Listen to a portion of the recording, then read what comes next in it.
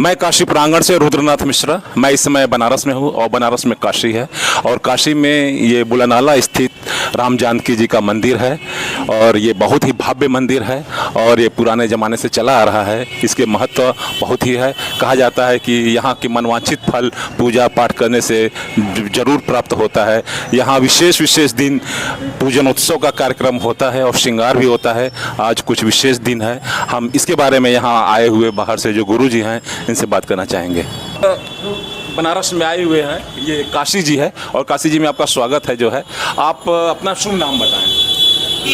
सीतानाथ समारंभाम श्री रामानंदार्य मध्यमाम अस्मदाचार्य पर्यंताम वंदे गुरु परंपराम नीरक्षीर विवेचकानां विविध विद्या विद्योदितांतःकरणानां तत्तच्छास्त्रे कृत भूरि परिश्रमाणां स्वकीय जीवने वेदांत दर्शन चरितार्थत्रिणां श्रीमतां मलुकपीठाधीश्वराणां चरणकमल चंचरीको हम मुहुर्मुहुः प्रणततिं प्रस्तौमि। दास का नाम गुरुचरण दास है जी। तो हम लगभग हम वृंदावन से हैं जी जी। लगभग 10 वर्षों से हम यहाँ पर अध्ययन न्याय वेदांत व्याकरण आदि शास्त्रों का कर रहे हैं और महाराज जी से बड़ा ही गुरु शिष्य संबंध है। हम उनके बालक हैं और आशीर्वाद लेने के लिए आते रहते हैं। क्या बात। वैष्णवों की परंपरा अक्षुण्ण रही है। यहाँ तक कि शुक्ल यजुर्वेद में भी कहा विष्णोराराटमसि विष्णो हो, मतलब कि वेद में भी कहा है कि विष्णु को रटो अर्थात भगवान की आराधना करो। और अगस्त संहिता के अनुसार वैष्णव धर्म सर्वश्रेष्ठ धर्म है और वैष्णव धर्म में भी श्री रामानंदाचार्य भगवान की जो परंपरा श्री संप्रदाय वह अत्यंत ही अतुलनीय है। क्यों? क्योंकि हमारी परंपरा में राम कृष्ण और नारायण में किंचित मात्र भी भेद नहीं और हम भगवान महादेव को भी गुरु के रूप में स्वीकार करते हैं। जैसा कि गोस्वामी जी ने कहा तुम त्रिभुवन गुरु वेद बखाना। तो राम कृष्ण नारायण में भेद नहीं होने के कारण गौड़ीय संप्रदाय माध्व संप्रदायांतर्गत जो गौड़ीय संप्रदाय जिसमें श्री भागवत जी के प्रमाण के अनुसार शुक्ल और जब कृति युग में भगवान शुक्ल वर्ण के होते हैं, त्रेता में रक्त वर्ण के होते हैं और इदानीम कृष्णतांगतः श्रीमद् भागवत में लिखा और द्वापर में कृष्ण वर्ण के होते हैं। कलयुग में किस वर्ण के होते हैं? बोले पीतः गौर वर्ण के जो चैतन्य महाप्रभु हैं। उनकी परंपरा में श्री सनातन गोस्वामी जी, श्री जीव गोस्वामी जी, श्री रूप गोस्वामी जी, श्री दामोदर गोस्वामी जी, इतने महापुरुषों ने अपने अतुलनीय साहित्य में मार्तंड विद्वता का प्रयोग करके कई जगह सावन के झूलन महोत्सव का वर्णन किया है। गौड़ीय संप्रदाय में इसकी परंपरा बड़ी अक्षुण्णता से है और वैष्णव सभी परंपरा को स्वीकार करते हैं। यहाँ तक कि कालिदास के भी कई महोत्सव का वर्णन आता है और श्रीहर्ष के भी पर्याय में। तो झूलन महोत्सव ये भगवान की एक तरह उपासना ही है। और वर्तमान जो परंपरा है, आप ये महापुरुष जो विराजमान हैं इनकी परंपरा जो पीठ से चली आ रही परंपरा है। राम जी ने जानकी जी को दीक्षा दी, उन्होंने हनुमान जी को दिया, ऐसे महर्षि वशिष्ठ पराशर वेदव्यास शुकदेव बोधायन ऋषि ऐसी परंपरा करते करते अभी परंपरा का निर्वहन पूज्य महाराज श्री कर रहे हैं उसी गद्दी पर। तो वह परंपरा की जो श्रृंखला है उसमें वैष्णव उपासना है। तो उसी में एक झूलन उपासना भी प्राचीन काल की परंपरा से मनाई जा रही है जो श्रावण के एकादशी से लेकर के श्रावण की पूर्णिमा तक अनवरत चलेगा।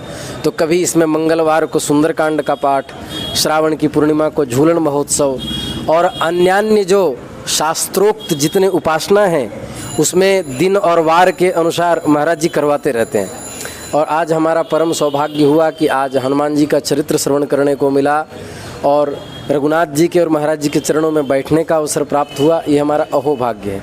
सबसे बड़ी बात है कि काशी जितना शैव क्षेत्र है उससे कई अधिक यह वैष्णव क्षेत्र है। काशी खंड के अनुसार 64,000 भगवान श्री केशव के यहाँ विग्रह हैं काशी खंड के अनुसार। इसलिए कहा प्रयाग मुंडे काशी ढूंढे, यहाँ ढूंढते रहो। 60,000 शिवलिंग हैं, 64,000 भगवान श्री हरि हैं। अग्नि बिंदु ऋषि को तप करने के बाद उनको जब दर्शन दिया भगवान ने तो बिंदु माधव के रूप में हुए, आदि केशव के रूप में हुए। इस तरह वहाँ पर स्वयं भगवान ने कहा है कि हमारा 64,000 रूप यहाँ पर विराजमान है। तो ये वैष्णव क्षेत्र भी उतना ही है। पहला तो काशी, फिर विशिष्टता से यह वैष्णव क्षेत्र, उसमें भी श्री संप्रदायान्वित श्री रामानंद परंपरा, और उसमें भी मैदागिन जिसको मंदाकिनी क्षेत्र कहा जाता था, जहाँ पर महर्षि अगस्त तप कर चुके हैं, उस क्षेत्र में बैठ करके भगवान की उपासना श्रावण के झूलन महोत्सव के रूप में हम लोग मना रहे हैं। तो ज़रूर इस संपूर्ण ब्रह्मांड में कितने जीव हैं जिनको पता भी नहीं है कि आस्तिकता क्या होती है, नास्तिकता क्या होती है। और इन संपूर्ण ब्रह्मांड में हम जैसे जो भटक रहे थे उन पर रघुनाथ जी की दृष्टि हो गई और हम आज उन्हीं की कृपा से उनके नाम मुँह से गुनगुना पा रहे हैं। ये हम लोग पर असीम भगवान की कृपा है, गुरुजनों की, संतजनों की कृपा है। सुंदर पाठ करने से क्या मतलब, उसकी विधि क्या है, उसके लाभ क्या है? सुंदरकांड सुंदरकांड पाठ करने के लिए सर्वश्रेष्ठ विधि है, जब सुंदरकांड का पाठ करे तो वह ब्रह्मचर्य निष्ठ हो करके और हनुमान जी के शरणागत हो करके, और भाव ऐसा रखे कि उस चरित्र को वो राम जी को सुना रहा है। ठीक है, तो सुंदरकांड का पाठ और हनुमान चालीसा का पाठ दोनों का भाव है कि होय सिद्धि साखी गौरीसा। और वहाँ लिखा जय जय जय हनुमान गुसाई, कृपा करऊँ गुरुदेव की नाई। सुंदरकांड हनुमान जी गुरु के रूप में संपूर्ण चराचर जीव के अंतःकरण में विराजमान है, क्योंकि शंकर सुवन केशरी नंदन भगवान शिव ही हनुमत रूप में हैं, तो उनको गुरु रूप में स्वीकार करके उनसे ज्ञान भक्ति वैराग्य की प्राप्ति सुंदरकांड की पाठ करने से होती है, और उनकी उपासना से रघुनाथ जी की प्राप्ति हो जाती है। गोस्वामी जी भी हनुमान जी की उपासना से ही ठाकुर जी को प्राप्त कर पाए। जैसे कि अभी आपने कहा शंकर सुवन केसरी नंदन जी, और कुछ लोग का उसमें क्लासिफिकेशन आ गया कि शंकर स्वयं केसरी नंदन। अरे भैया, स्वयं कहो या सुवन कहो, सुवन का अर्थ पुत्र भी होता है और व्याकरण की व्युत्पत्ति के अनुसार सुवन का अर्थ स्वरूप भी होता है। तो शंकर स्वरूप केसरी नंदन यदि सुवन का अर्थ स्वरूप कर दें या शंकर स्वयं कर दें, बात वही है, उसमें कोई भेद नहीं है। एक प्रश्न और, कई ग्रंथों में मिलता है कि भगवान शिव ने अपने दिव्य तेज को अंजना के कान में डाल दिया तो वही हनुमान जी के रूप में परिवर्तित हो गए।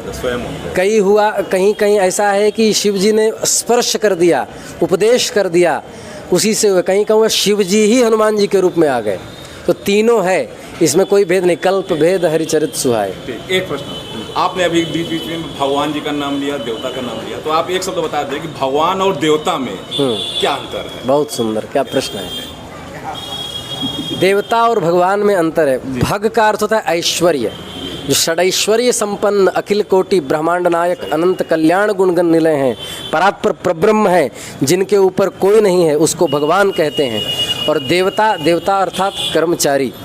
देवता का अर्थ होता है कि जिनको भगवान ने आध्यात्मिक शक्तियों से संपन्न करके जीवों पर अनुशासन करने के लिए लगा रखा है। देवताओं का पुण्य नाश होने के बाद उनको भी मृत्यु लोक में आना पड़ता है, और देवता मोक्ष देने में समर्थ नहीं है, भले अष्ट सिद्धि नवनिधि दे दें, किंतु परात्पर परब्रह्म जो भगवान है, जो षडैश्वर्य संपन्न है, ये मोक्ष देकर के जीव को सदा सदा के लिए कृतार्थ कर देते हैं। भगवान की कोटि में कौन कौन है? गणेश, गणपति, भगवती शक्ति, भगवान सूर्य, भगवान श्री हरि और भगवान शिव। ये पांच जो हैं, जो पंचदेव पूजन कहते हैं, ये ईश्वर कोटि के हैं। इनमें से किसी की भी उपासना करो तो मोक्ष की प्राप्ति अवश्य हो जाएगी। इसलिए सूर्य के उपासक सौर्य कहलाते हैं, गणपति के उपासक गणपत्य कहलाते हैं, शक्ति के उपासक शाक्त कहलाते हैं, शिव के उपासक शैव कहलाते हैं, और भगवान श्री हरि के उपासक वैष्णव कहलाते हैं। उसमें से विष्णु स्वरूप ही जो है, विष्णुरि व्याप्तो व्यापनोतीति विष्णु हो, जो परब्रह्म का जब अद्वैत रूप में जो आश्रय होता है, जो निराकार ब्रह्म की उपासना होती है, वो भी श्री हरि के ही तेज की उपासना होती है। तो ईश्वर कोटि के ये भगवत तत्व हैं। इनके अतिरिक्त जो भी हैं, इनके स्वरूप जो है वो भी ईश्वर ही हैं, पर इनके अतिरिक्त जो भी हैं वह देवता हैं। उनकी शरण, जैसे इंद्र आदि देवता हैं, उनकी शरणागति से स्वर्ग की प्राप्ति हो सकती है, लेकिन मोक्ष की प्राप्ति नहीं हो सकती। और काशी में आप जैसा कि बता रहे हैं, लोग कहते हैं 33 करोड़ देवता विद्यमान है, तो ये 33 करोड़ का मतलब क्या हुआ? 33 करोड़ है कि 33 क्या है? 33 करोड़ देवता हैं। जितने आकाश में तारे हैं उनसे अधिक देवता हैं, और देवताओं के कई स्वरूप हैं। 33 करोड़ देवताओं का नाम यदि अथर्ववेद के भाष्य में देखा जाए, महीधर भट्ट के भाष्य में संकेत में किया है, यहाँ तक कि 84 लाख योनि में कितनी योनियाँ किसमें है, इसका भी वर्णन गोस्वामी तुलसीदास जी के जो रामचरितमानस है, उस पर जो मानस पीयूष टीका है, उस पर लिखी, वहाँ से आप प्राप्त कर सकते हैं। धन्यवाद। आप का बहुत बहुत काशी में स्वागत है। बहुत बहुत धन्यवाद। आपने ऐसे गूढ़ रहस्यों को बताया जिसको कि हम काशीवासी भी इससे अनभिज्ञ रहे हैं। आपके माध्यम से लोगों को पता चल जाएगा, कम से कम इतना तो ज्ञान और अवेयर है हमारे चैनल के माध्यम से। काशी प्रांगण यूट्यूब चैनल पर आपका स्वागत है। आप सभी गुरु जी का स्वागत है। आप काशी जी में आएँ, बार बार आएँ, और आपके ऊपर बाबा विश्वनाथ और बाबा भैरव और श्री राम जानकी जी का सबका कृपा बनी रहे, और आप ऐसे ही उपदेश देते रहें। हमारी यही शुभ मनोकामना है। धन्यवाद।